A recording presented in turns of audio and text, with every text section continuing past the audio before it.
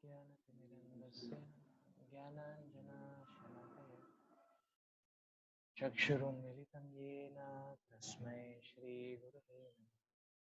श्रीचैतन्यमनोभीष्टापितं येन भूतले स्वयं रूपा कदामह्यं ददाति स्वपदं। वन्देऽहं श्रीगुरो श्रीयुतापदकमलं श्रीगुरो वैष्णवान् श्रीरूपं सागरजातं सहगना श्रीविशाखा नमो विष्णुपादाय कृष्णपृष्ठाय भूतले श्रीमते भक्तिवेदांत स्वामी नमस्ते सरस्वती देवी गौरवाणी प्रचारिणे निर्विशेष शून्यवादी पाश्चात्यदेशतारिणे नमो महावदन्याय कृष्णप्रेमप्रदायते कृष्णाय कृष्णचैतन्य नामिने गौरक्षे नमः। हे कृष्णा करुणा सिंधु दीनबन्धु जगत्पते गोपेश गोपिकाकान्त श्रीराधाकान्त नमोस्तुते तप्तकाञ्चन गौराङ्गी श्रीराधे वृन्दावनेश्वरी वृषभानुसुते देवी प्रणमामि नीलाचल निवासाय नित्याय परमात्मने बलभद्र सुभद्राभ्यां जगन्नाथाय ते नमः। वाञ्छाकल्पतरुभ्यश्च कृपा सिन्धुभ्येव च पतितानां पावनेभ्यो वैष्णवेभ्यो नमो नमः। जय श्री कृष्ण चैतन्य प्रभु नित्यानंद श्री अद्वैत गदाधर शिवासदि गौरभक्तवृंद। हरे कृष्णा कृष्ण कृष्ण हरे हरे हरे राम राम राम हरे हरे। मुखं करोति वाचालं पंगुं यत्कृपातमहं वन्दे श्रीगुरो Deenanath. Hare Krishna. We'll begin with text 36. 36 to 43 is the last section, subsection which talks about lust, anger, and how to overcome them. Arjuna Vacha Athakena Prayuktoyam Papam Charati Purushaha Annicham Api Varshneya Bala Divaniyojitaha. Arjuna said, O descendant of Vrishni, by what is one impelled to sinful acts, even unwillingly, as if by force? A living entity, as part and parcel of the Supreme, is originally spiritual, pure, and free from all material contaminations. Therefore, by nature, he is not subject to the sins of the material world. But when he is in contact with the material nature, he acts in many sinful ways without hesitation, and sometimes even against his will. As such, Arjuna's question to Krishna is very sanguine as to the perverted nature of the living entities. Although the living entity sometimes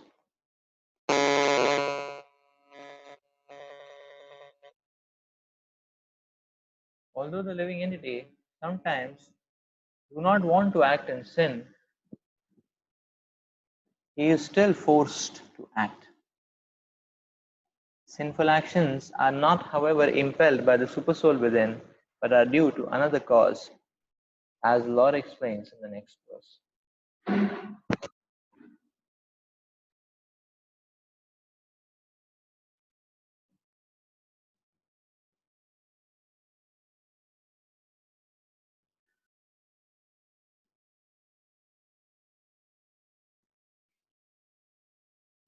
Shri Bhagavan Vacha Kamesha Krodha Esha Rajo Guna Samudbhavaha Mahashano Mahapapma Vidyenam Iha Vairinam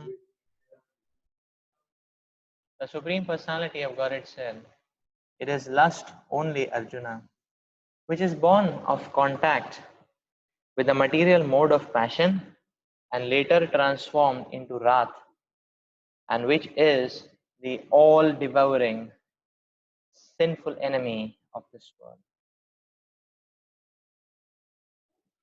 When a living entity comes in contact with the material creation, his eternal love for Krishna is transformed into lust in association with the mode of passion.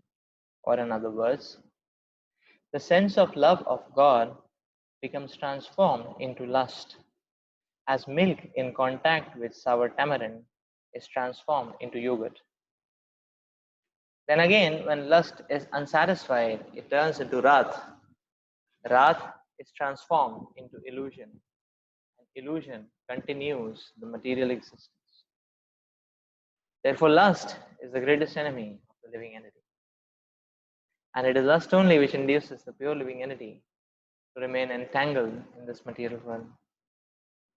Wrath is a manifestation of the mode of ignorance. These modes exhibit themselves as wrath and other corollaries. If therefore the mode of passion, instead of being degraded into the mode of ignorance, is elevated to the mode of goodness by the prescribed method of living and acting,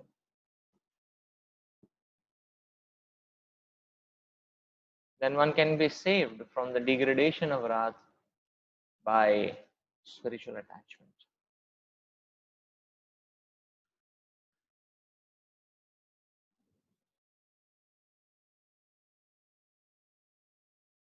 The Supreme Personality of Godhead expanded himself into many for his ever increasing spiritual bliss.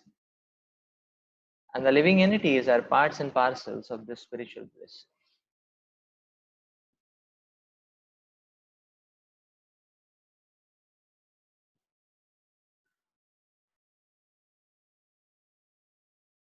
They also have partial independence, but by misuse of their independence, when the service attitude is transformed into the propensity for sense enjoyment, they come under the sway of lust.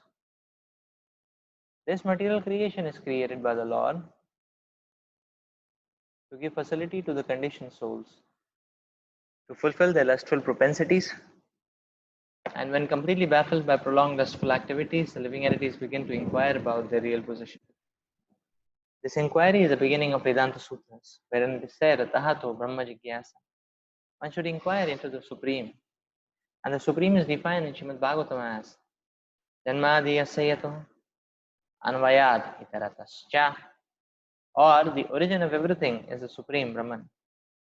Therefore, the origin of lust is also in that Supreme. If therefore lust is transformed into love for the Supreme, or transformed into Krishna consciousness, or in other words, desiring everything for Krishna, then both lust and wrath can be spiritualized. Hanuman, the great servitor of Lord Ram, Hanumanji, exhibited his wrath by burning the golden city of Ravana. By doing so, he became the greatest devotee of the Lord. Here also in Bhagavad Gita, the Lord induces Arjuna to engage his wrath upon his enemies for the satisfaction of the Lord. Therefore, lust and wrath, when they are employed in Krishna consciousness, become our friends instead of our enemies.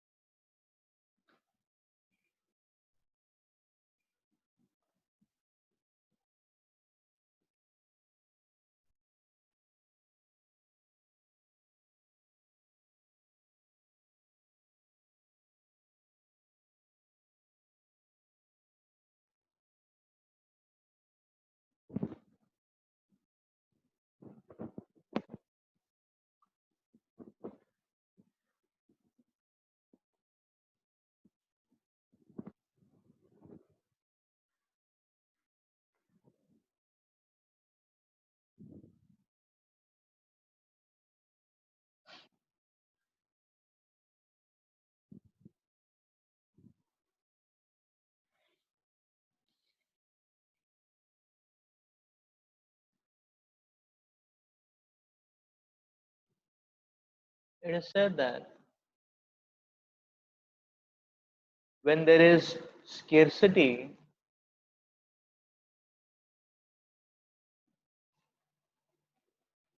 the mentality of grabbing becomes prominent.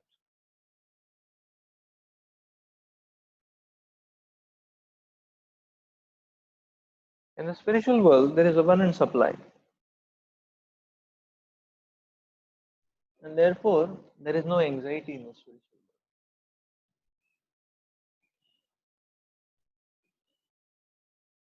world. In the material world, there is scarcity.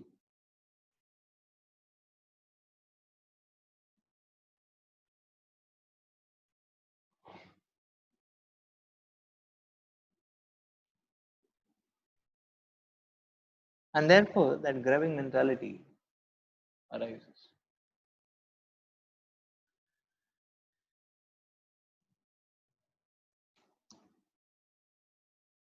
So the point is this, that you see, the point is that when in the spiritual world there is abundant love, so the living entity is heart is satisfied, heart is secure, satisfied, warm. But in the material world there is no love. Therefore, person tends to become exploitative because he wants to somehow or the other get that love, that attention, that warmth. That's the idea.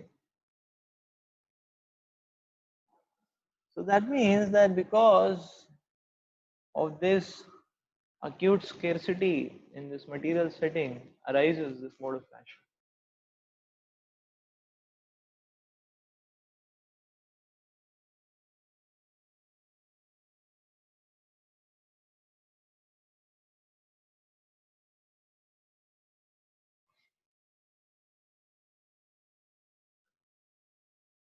That means the mechanics of this world starts from mode of passion.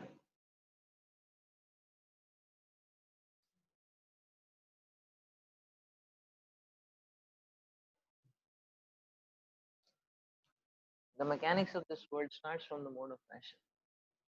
That's the point.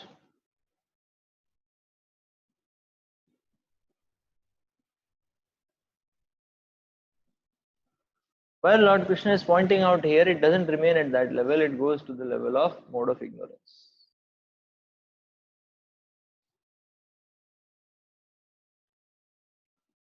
So the real face of the material world is seen in the mode of ignorance.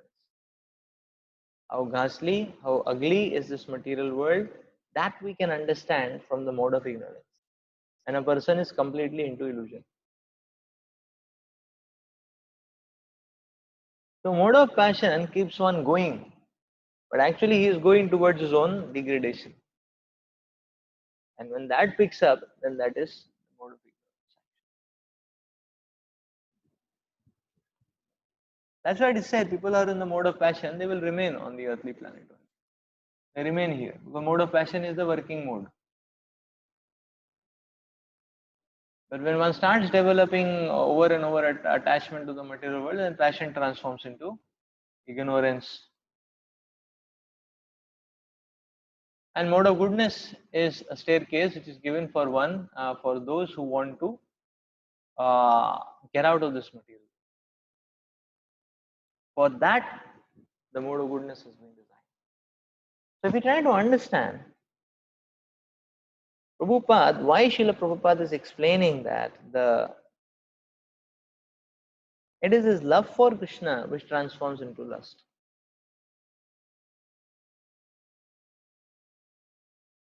Just like a rich man, he cannot tolerate living on the footpath.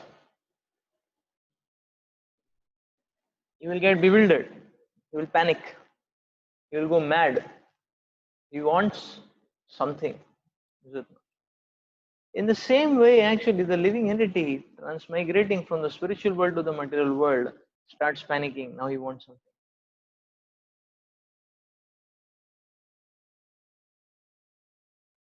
Now he wants the warmth. Now he wants so. But material world, nothing is available. Therefore, grabbing it. Therefore, one is running. Therefore, madness. Passion. That's the point. That's how passion takes over. Passion takes over. Passion keeps on running towards its own degradation.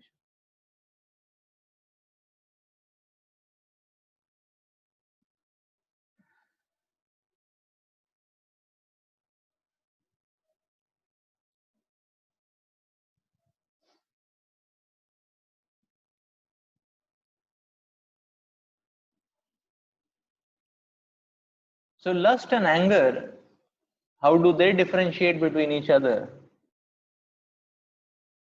They are actually the same engine. The processor is the same. The only difference between lust and anger is that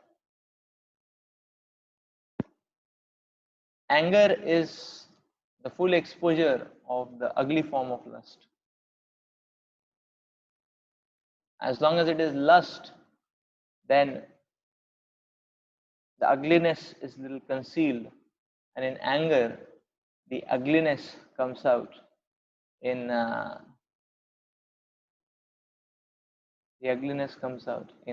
bad way. In the full way, in its full form, the ugliness comes out.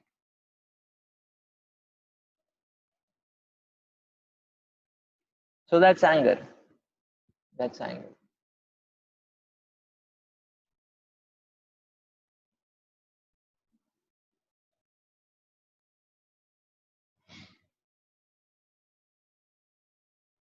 So that means passion causes obsession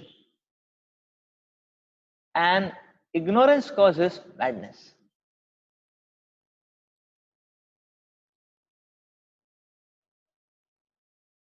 That means passion creates, or passion basically transports the living entity's consciousness to a plane which is far off from reality. That's what is meant by obsession. The person becomes oblivious to what's happening around. The person becomes oblivious to reality. So it is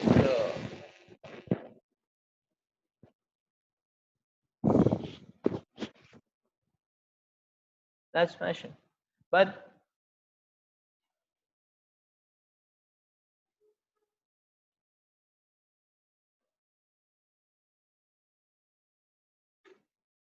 so passion creates a disconnection, basically.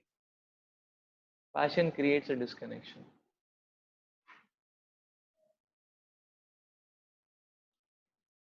And ignorance drowns the living entity. That's what happens. So when one is taken off from reality,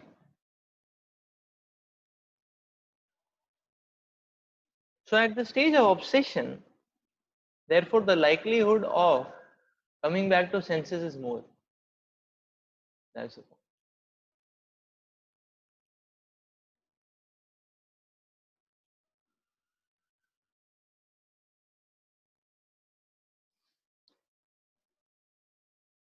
But when the illusion starts taking over, that's ignorance, actually. That's ignorance.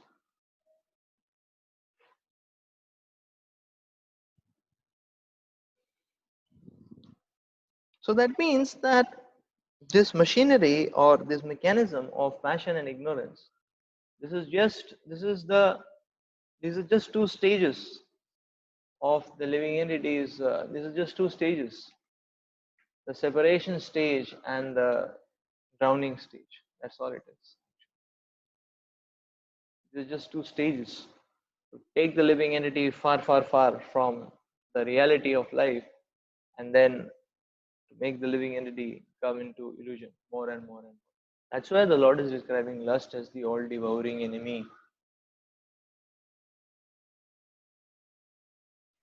The all devouring enemy. Why? Because there's not much difference between lust and anger.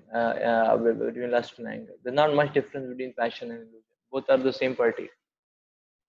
It's just two variations. Sometimes people say that, what is the problem with lust?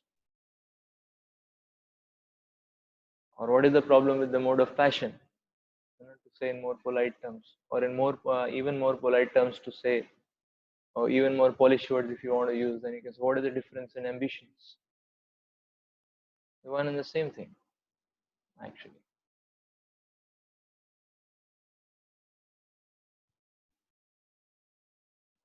The problem is It doesn't stop.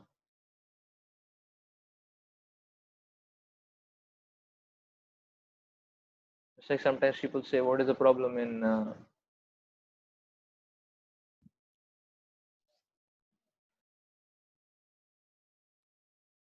like my father had his famous argument. He used to say, what is the problem in drinking wine? Just drink one peg a week. The problem is you won't be able to like that.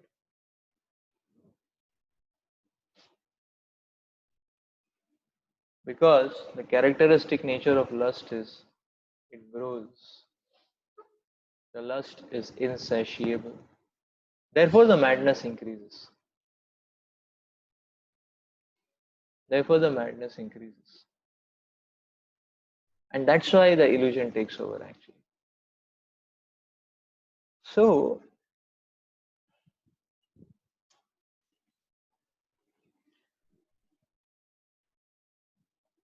we need to understand that on the material plane,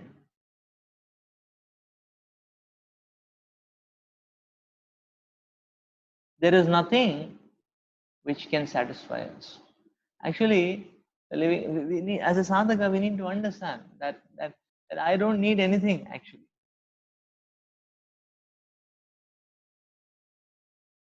I don't need anything actually. The spirit soul is tuned towards simplicity. We try to understand.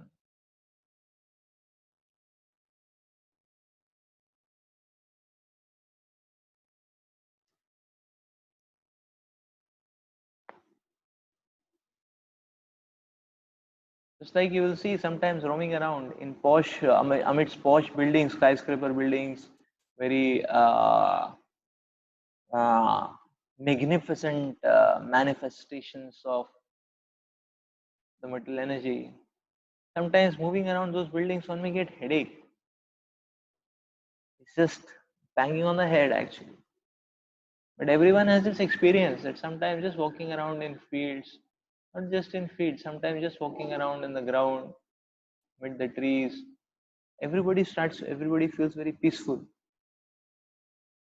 In fact, being in nature is one of the prescriptions for mentally distressed people as well. It boosts up the spirit. That means the spirit soul is tuned for simplicity, is it not?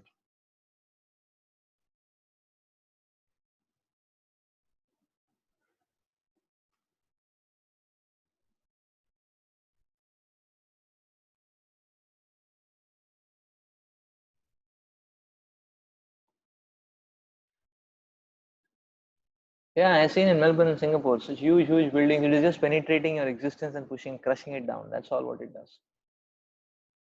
That's all what it does.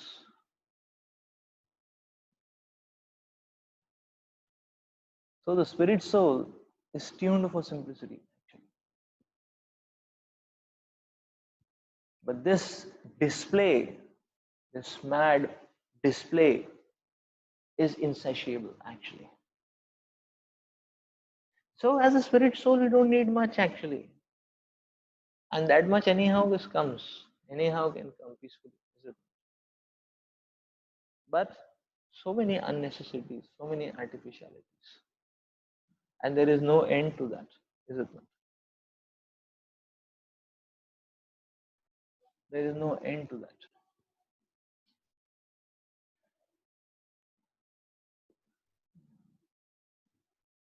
So we need to understand that actually materially I don't need much. That's why they said that do not try to bargain with mental energy. It's going to baffle us. If one says no, this much, that's it. No more than that. But when you achieve that much, then you need more much and much and much. So don't bargain with the mental energy. No deal. It's not a deal.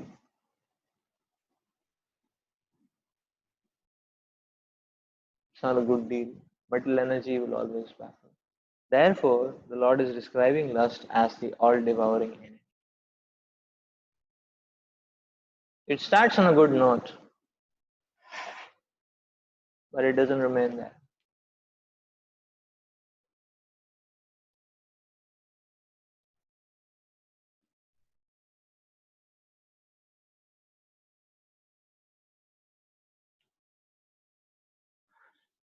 It starts on a good note, but it doesn't remain there. That's why more of passion appears to be on a good note. The problem is, passion doesn't remain in itself. It goes towards ignorance. So therefore, lust is a complete misdirection. That means the whole point is that the living entity trying to satisfy his needs from the mental energy is the big problem. The incompleteness of the living entity has to be channelized. This incompleteness of the living entity has to be channelized at least on the mode of goodness.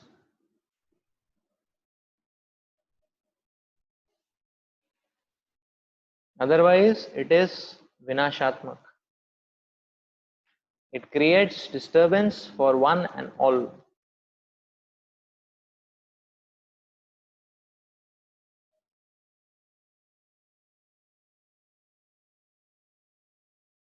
So that's why the punchline principle is: if you want to do something, at least do something for humanity. अपने लिए मत करो. At least start from that point, the mode of goodness. And the more,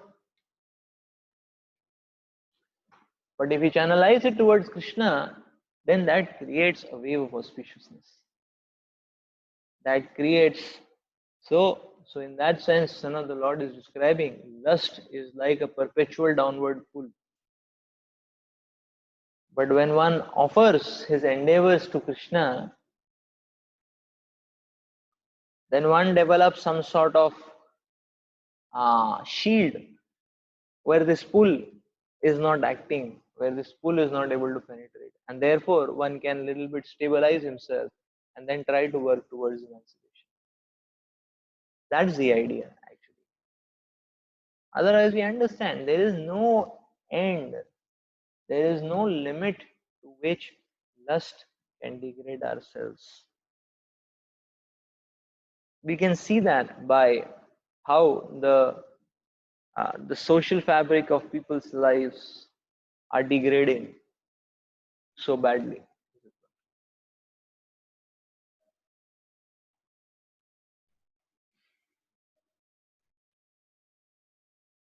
Many times we quote these examples as well.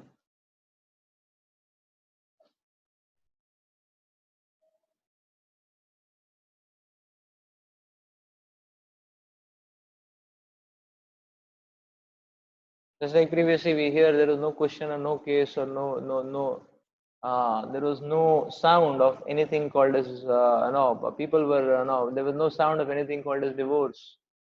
The people used to stay together, married life. So married life. From there the concept came divorce, give freedom to people. Then from there came the concept of live in, free living. From there came the concept of homosexual, bisexual, transsexual, dot dot dot. From there comes the concept of incest.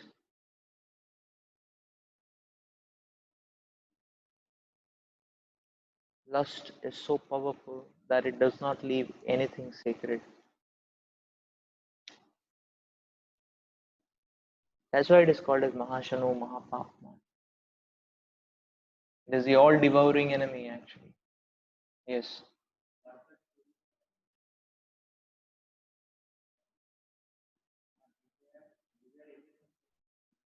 Hmm.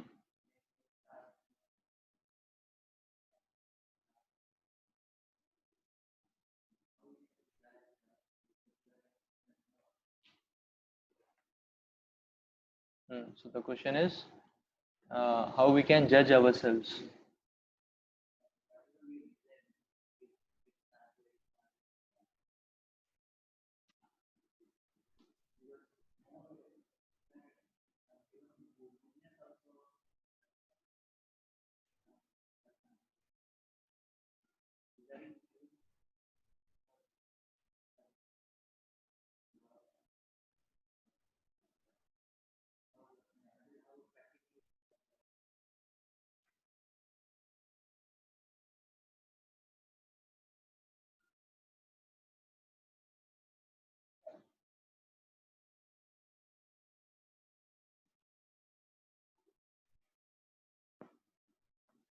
Yeah, so how do we judge? How do we practically apply this principle of desiring everything for Krishna? So the fulfillment, or you can say the manifestation, or you can say the proof of the desire is in the offering.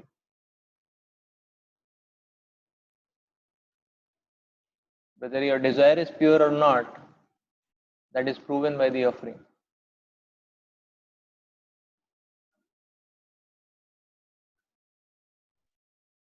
Therefore, the Lord is explaining, give the results of your offering to me. Give the results of your endeavor to me. So if unhappily gives that, that means his desire is good enough. That's the point.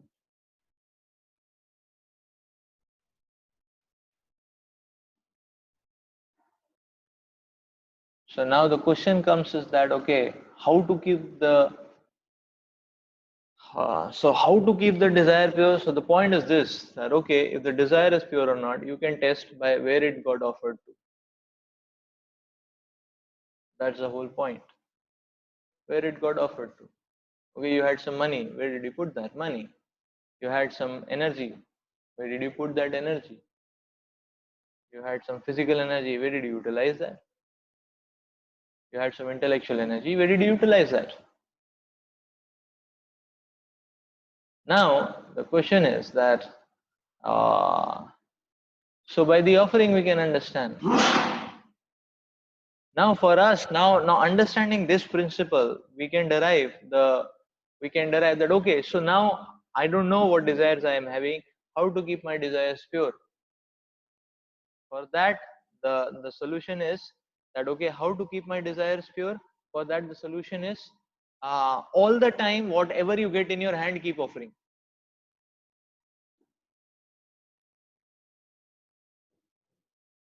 If you constantly keep offering anything and everything you get, then the desire has to be pure, because you're not allowing your mind to come in contact with material energy only. As soon as it is coming, you're offering it. Take, take, take, take, take, take. That's the point actually. That's how we can keep our desires pure. And because of that offering, the heart is getting purified also. That way.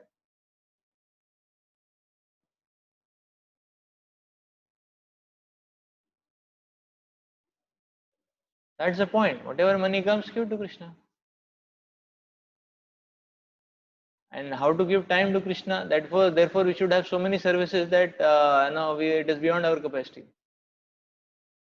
So any time we get, by default, it will be snatched from us. There is so much responsibility or commitments are there. That's how we can offer.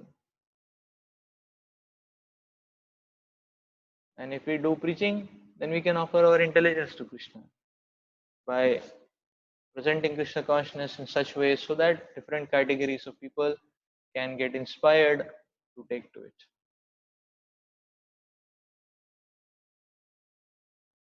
So yes, we don't know what is happening, what is higher desire, lower desire. So Krishna is making it simple for us. Krishna is telling, okay, just offer. Whatever you see you have, offer it to me. Whatever you see you have, you offer it to me. Is it not?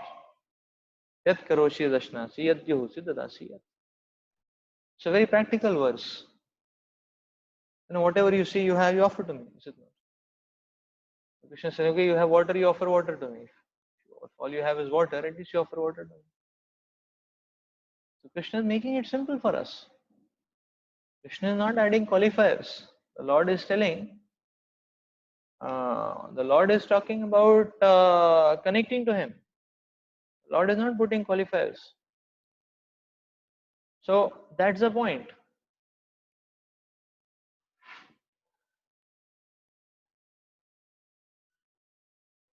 That's the point.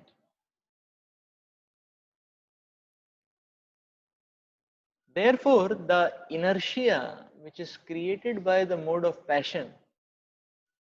So the mode of passion creates a dynamic inertia actually.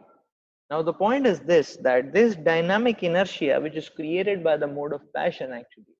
So that means that makes a person to to be in a mode that he wants to achieve something, he wants to run, he wants to do something.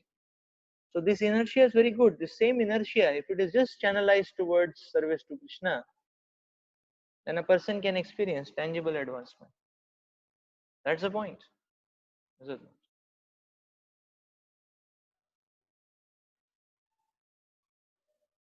Like those people who like to study,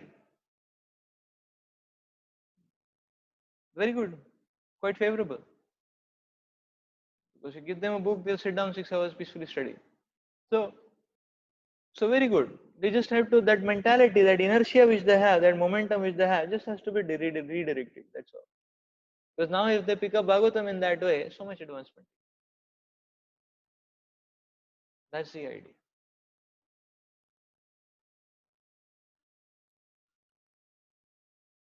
So therefore passion has, therefore in that sense creates, the mode of passion creates an attitude, sort of an attitude of hard work, like that.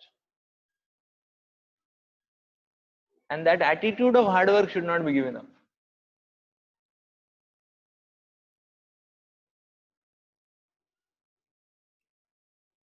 So that attitude of hard work should not be given up actually. It should be just redirected. That's the point of transforming lust into love. The attitude of hard work should not be given up. We just now work hard and give results of that hard work to Krishna. Or you work hard to Krishna.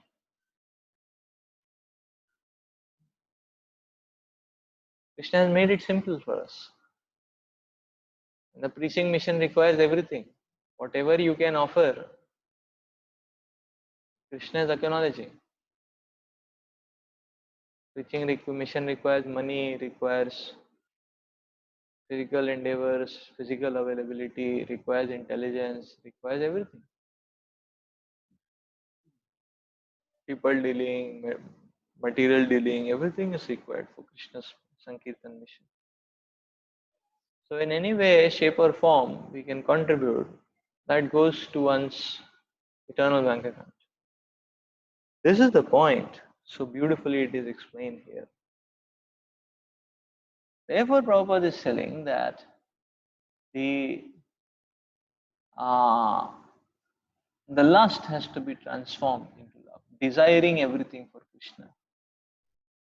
So this word desire, thinking, feeling, these are tough words for us to realize. We really don't understand what's happening.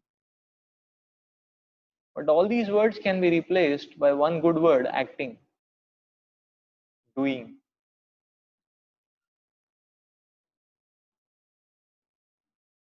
Do it for Krishna.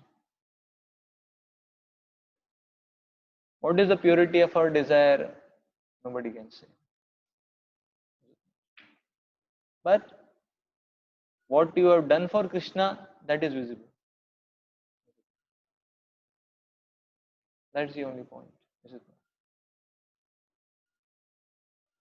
What you have done for Krishna, that is visible, is it not? At least it is visible to us. The world may not know me. Like that. And a devotee doesn't like to propagate himself. So at least we will know actually. Is it okay? This much time I had. This is what I gave to Krishna. This much money I got. This much money I gave to Krishna. This much time I had. This much time I gave service to Krishna. These much services I did in this month. This much service I did in this year. And now 3 years back I was doing this that much service. Now I'm doing this much service. At least we can compare. Doing is the safe matrix actually. Feeling, desiring, subtle. It's difficult to understand. Doing for Krishna. And obviously, if you do for Krishna, that is the way how the desire is purified. It's not that the desire will be nasty only and we'll keep doing it for Krishna. You won't be able to do. If you do, your desire will get a box. Nasty desires will get a box. They will start getting pulverized. It will be painful. To keep doing for Krishna will be painful because the lusty desires will start getting crushed and it pains. If one can go on bearing that pain, that means he's getting purified. And Krishna will give help, not that Krishna is not involved in the whole game. So that is the idea. Yeah. So now, yes. So when Prabhupada is saying both lust and wrath can be spiritualized, that has to be properly understood. Lust and wrath is basically representing the momentum or the inertia to do something, to achieve something. That's all what it represents. Nothing else. It's not that okay, now anger, I can utilize anger in Krishna's service. No? So one who doesn't say seva, do seva nicely, I'll burn him. No, that is not that is wrong interpretation. We just all we have to take from anger is anger means the intense madness to do something, achieve something. So just carry that inertia aspect and nothing else. We just carry that inertia aspect. That's all. Nothing else.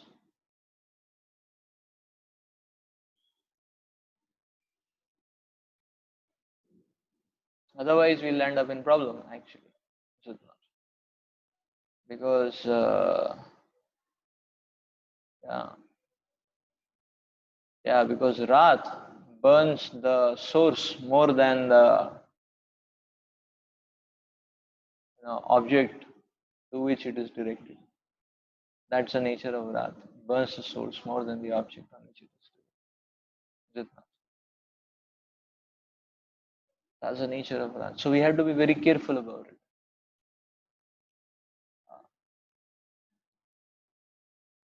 The mode of passion also one has to be very careful. It is not that let me get too much, let me get a lot of wealth, let me get a lot of possession, opulence, then I will offer to Krishna. No,